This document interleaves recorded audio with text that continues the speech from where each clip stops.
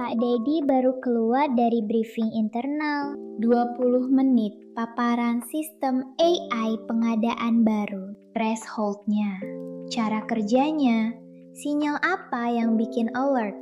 Dalam 10 menit kemudian, dia udah di parkiran. Nelpon kontraktor rekanannya. Asal di bawah angka segitu, aman.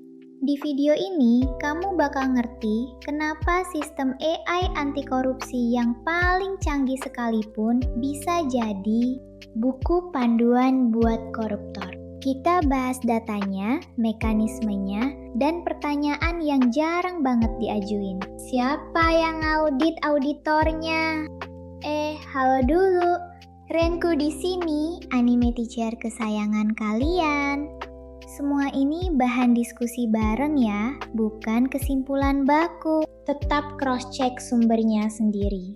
Oke, kita mulai dari yang bikin Renku merinding duluan. Indonesia sekarang lagi akselerasi satu data Indonesia. SDI di bawah Perpres nomor 39 tahun 2019. Konsepnya bagus banget. 8 kementerian sharing data lewat API anggaran yang terintegrasi. Kemenke, Kemendagri, Kemensos, LKPP, semua nyambung. Dan 2 nama terakhir itu bukan kebetulan. Kemensos dan LKPP adalah 2 sektor dengan track record kebocoran bansos dan manipulasi pengadaan tertinggi di Indonesia. Jadi, kita kasih sistem radar canggih ke lapangan yang udah paling banyak minanya. Oke. Tapi ini belum bagian paling bikin pusing. Tunggu dulu. Di perbankan global, ada fenomena yang udah terdokumentasi, namanya adversarial gaming. Pelaku fraud belajar bikin transaksi tepat di bawah threshold AML supaya nggak ke-flag sistem. Bukan nekat, tapi presisi.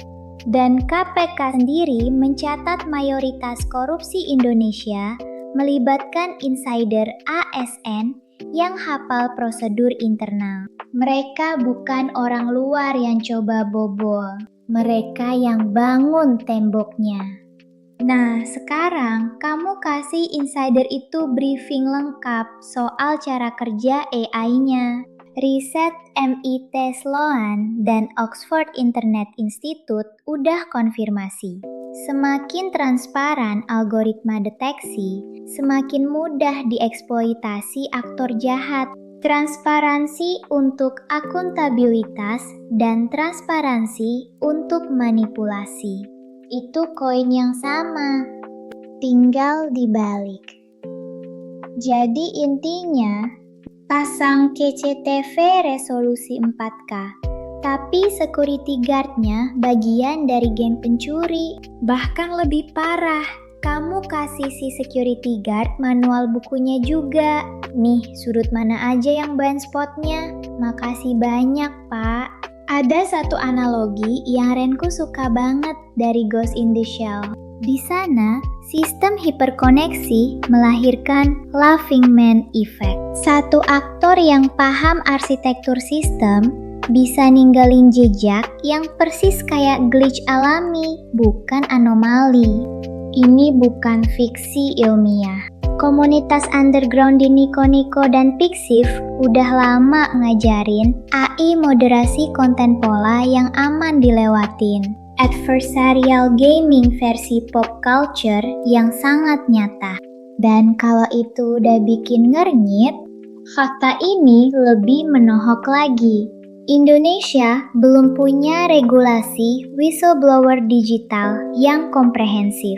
Sementara Korea Selatan dan Estonia, 2 negara yang sistem e-gov-nya sering dijadiin benchmark. Tetap andalkan manusia sebagai lini deteksi utama. Bukan karena AI-nya jelek, tapi karena mereka paham AI bisa deteksi pola. Tapi AI nggak bisa curiga. Hanya manusia yang bisa merasakan sesuatu feels off bahkan sebelum angkanya salah.